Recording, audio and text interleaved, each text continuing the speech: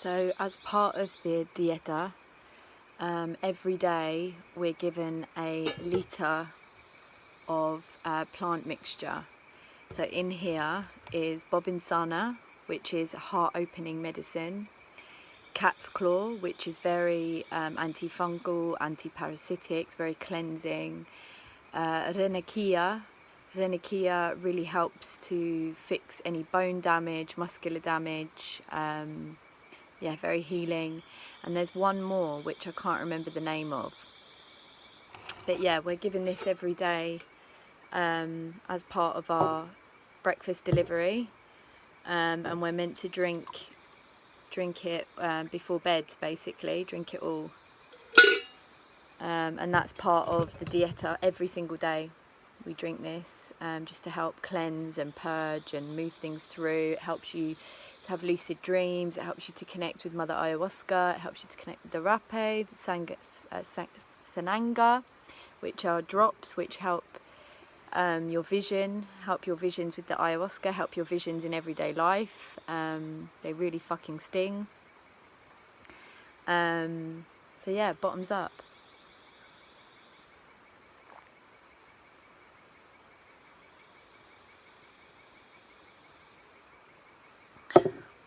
Ugh. Hello, so day 3 of the dieta, and last night was the first ayahuasca ceremony.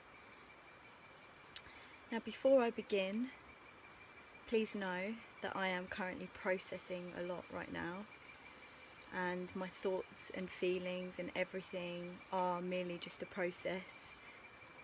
It's my truth as I know it right now, and yeah, it's just how I'm feeling, and I think it's liable to change, like everything I say. Everything's always shifting and changing, and so yeah, it might be a very different story towards the end of the dieta.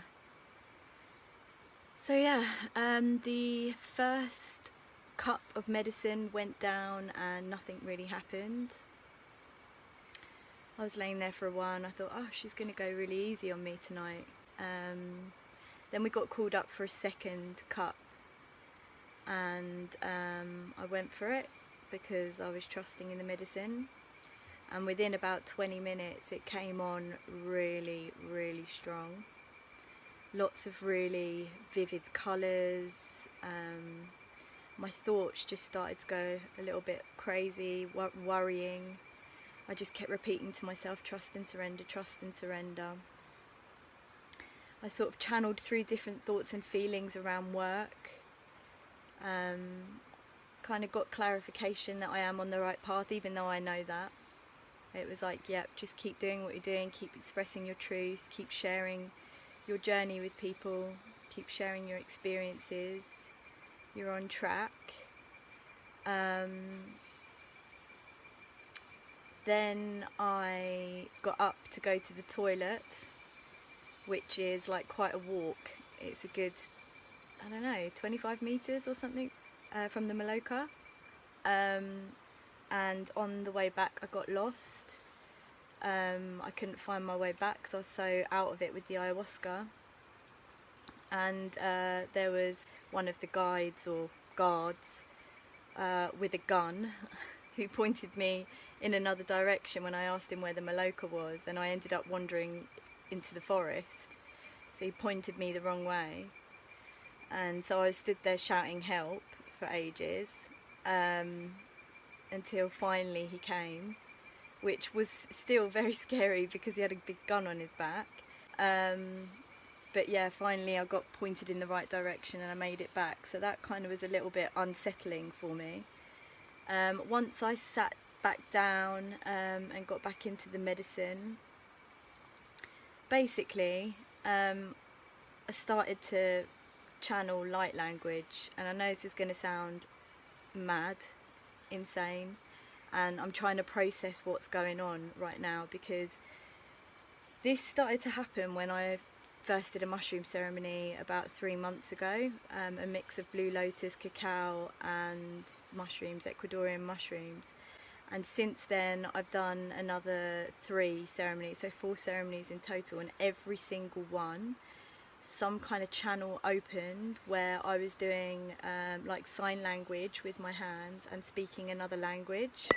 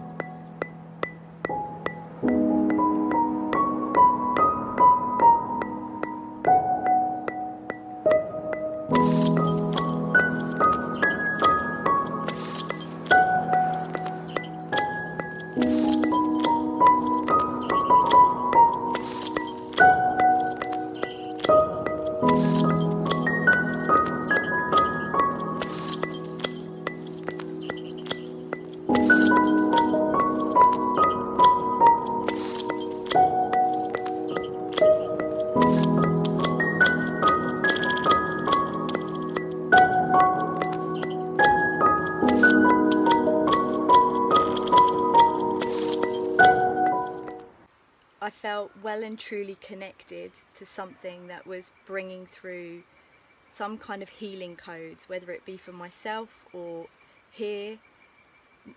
I assume myself, but it's hard to sit still, it's hard to contain it. And I didn't think it would happen on ayahuasca. I thought this was the mushrooms bringing this out in me because of the Egyptian blue lotus and the language that I'm speaking. It sounds a little bit Egyptian. But when I relaxed on the medicine again, literally my hand just lifted and just started to do the sign language. And I just, because of my experience with the other ceremonies where it's like, you know, express it, express what needs to come through you, I just began to express it. And I almost couldn't stop. Like, there were times I was laying down and I was just trying to stop because I wanted to relax. I didn't want to disrupt the ceremony. But it was coming through really strong. Like, my hand was trembling the whole time, and every time I let it do its thing, it was doing the sign language. And then I had the voice in my head with the language, and it wanted to be spoken, but I didn't speak it. I was shuddering, I was making weird clicking noises, and it's light language. Look it up, light language. And I know that that's going to be hard for people to understand. It's going to sound fucking woo-woo. And this is what I'm finding really challenging right now, because I almost feel a bit humiliated, because during sharing circle today, when I was trying to explain what was going on, Gino the shaman just said, you need to just lay down and sit still, you're disrupting the energy by moving around like that. And I understand for people that don't understand it or who have never seen it before, they're going to start making things up in their head as to why I'm doing it. And now I'm questioning why I did it. Like, even though I know I was merely just relaxing and allowing it to be expressed through me, I now feel humiliated. And it's making me question whether or not I want to do more medicine, because what if it happens again? What do I do? Yeah, I guess I'm just going to have to really feel into that. But something that just doesn't sit right with me is just not expressing something that feels like it needs to come through, and it really feels like it has to come through. So it puts me in a block of, what do you do? Okay, alright, I'll do more medicine. If it comes through again, I'll sit on my hands, keep my mouth shut, and not do it. It sounds insane. Like I say, I'm telling you what I'm feeling right now, straight from my mind, what's coming through for me.